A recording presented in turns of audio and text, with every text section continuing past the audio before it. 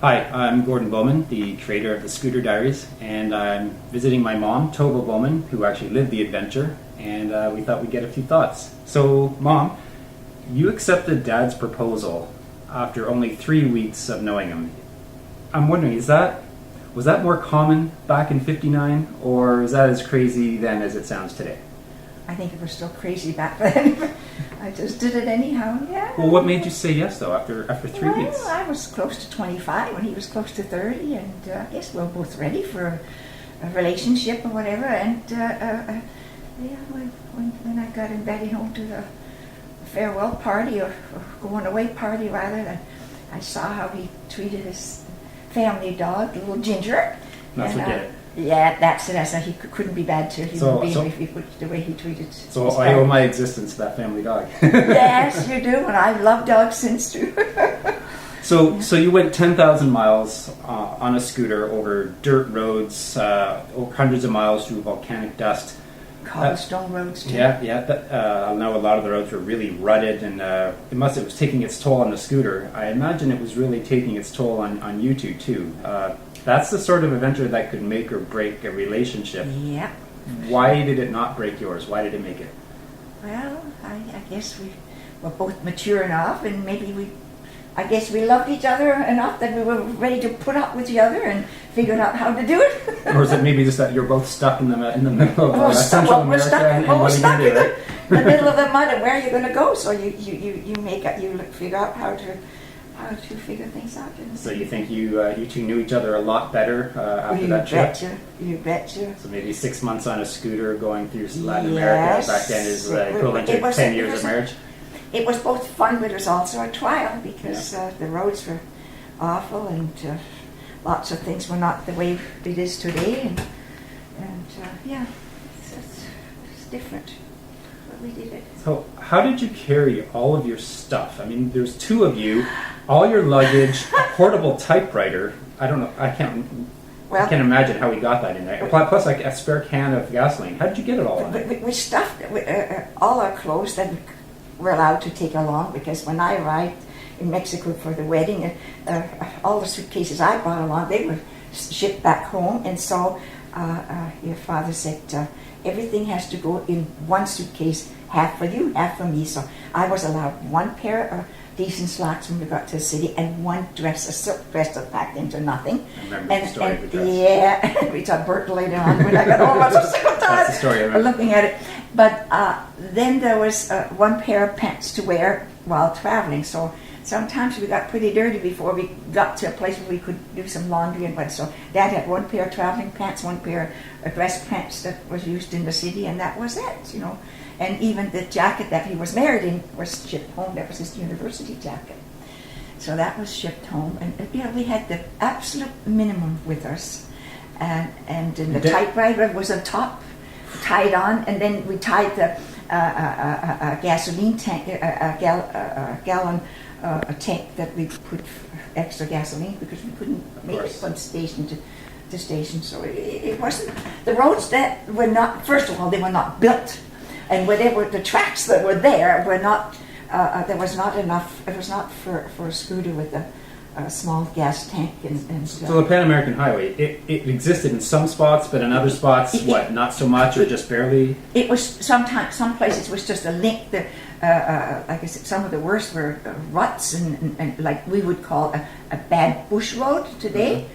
And some the worst was of the ruts, mud road was in Honduras. We had to go about 100 miles or so through. And we started up early in the morning, and there was just mostly nothing on the way. We hardly saw anything but jungle and bush. And what I remember is just the monkeys and the macaws making noises in the bush.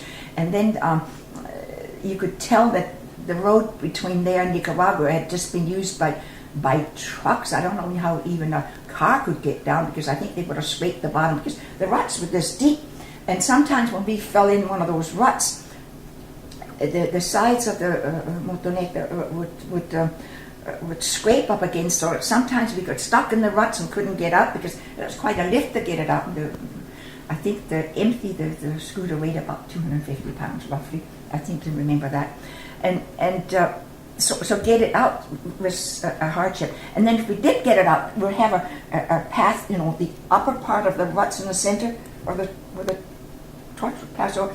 We would drive on that in between them and careful not to get into the ruts. And that happened once in a while too. It was a dreadful road. Did you know when you were entering Honduras that it was going to be like this? That basically it was just a dirt road through 100 miles through a jungle with nothing, nowhere to stop? No, we knew it was a bad stretch.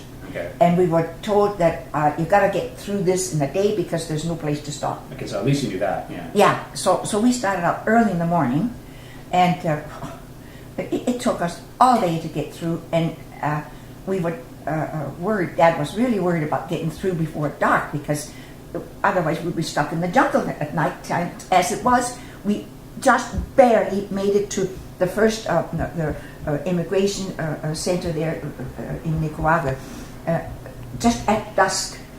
But that wasn't the whole thing. We had to go another 23 kilometers further on, and that we drove in pitch dark, and that's when we heard that guy yelling "Alto, Alto" in the middle of the night and standing there with a gun. Who first started? You thought it was a bandit. Bandit at first, and gasped because with that magneto lighting, the slower we went, the less we saw. The faster we went, the better we could see. Oh, that's why. Yeah. I thought it was just because you wanted to get away. No. Well, partially. that too. But he didn't know. We couldn't see. We could hear boys yelling "Alto, Alto" ahead of us, but we didn't know. So Dad gassed it, because. Well, anyhow, Little knowing that there's a soldier with that rifle pointed and at you. at that point he saw a soldier in the middle of the road with a gun pointing right at. So yeah, that did it. But prior to that, going through that Honduran bad road mess, somewhere in there, I can't tell you at what point. It was probably an hour or two before we got to the border. That I'm not sure that I can remember.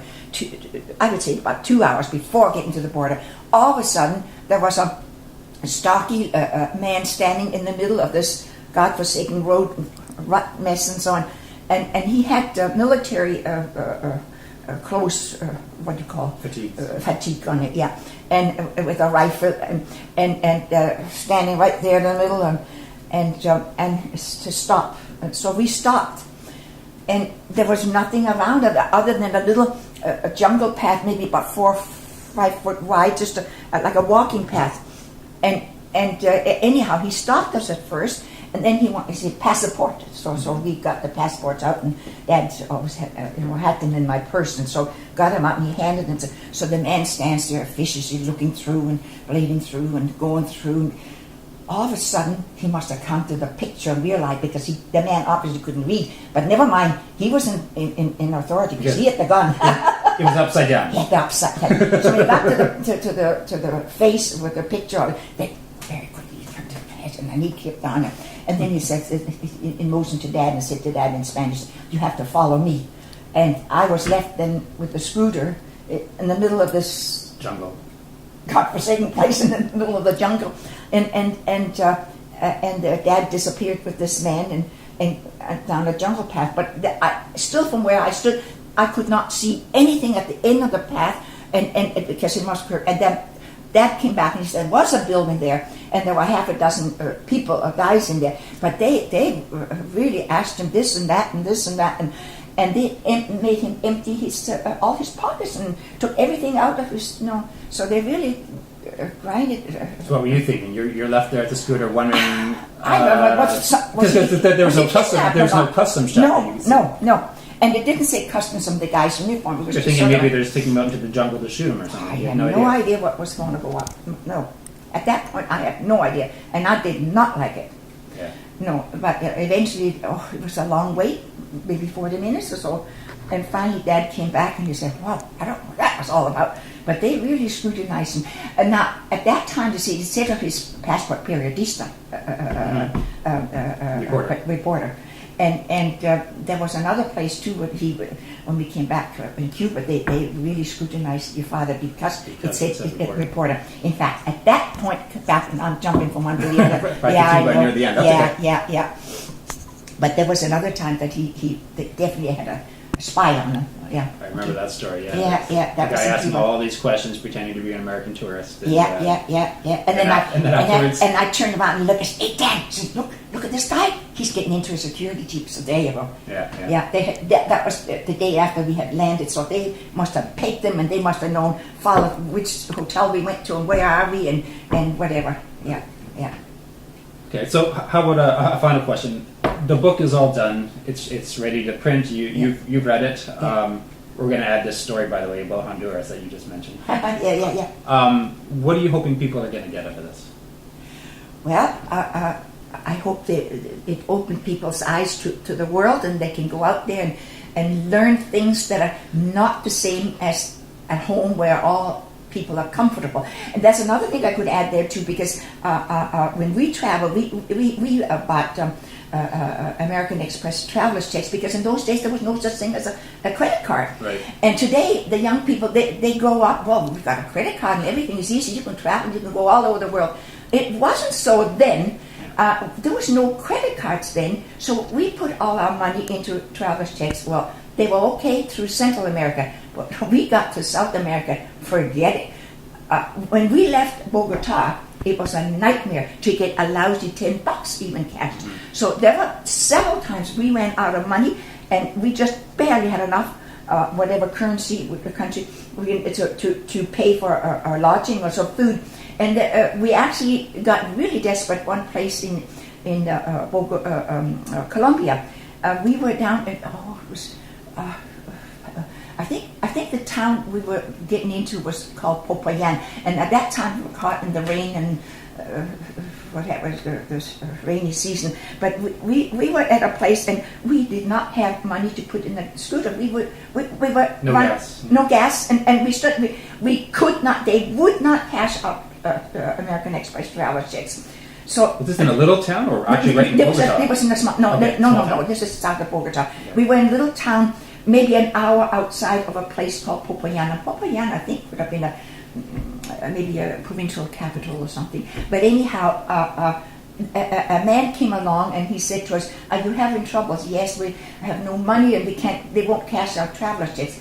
So I said, "My name is such and such, and I have a hotel in Popayan." And so he said, "You come, I give you some money for gas." So he gave us some money, and I forget just what it was, but I think Dad wrote it down in whatever. So he gave us enough money to put some, fill the tank up and have maybe a bite to eat or something. And anyhow, and so we were determined we were going to get to his hotel that night. Well, we got caught in that awful rains, and this was my first encounter with torrential downpour, and it rained and but we had to stop for a while, and then when it let up a little bit, then we went on again.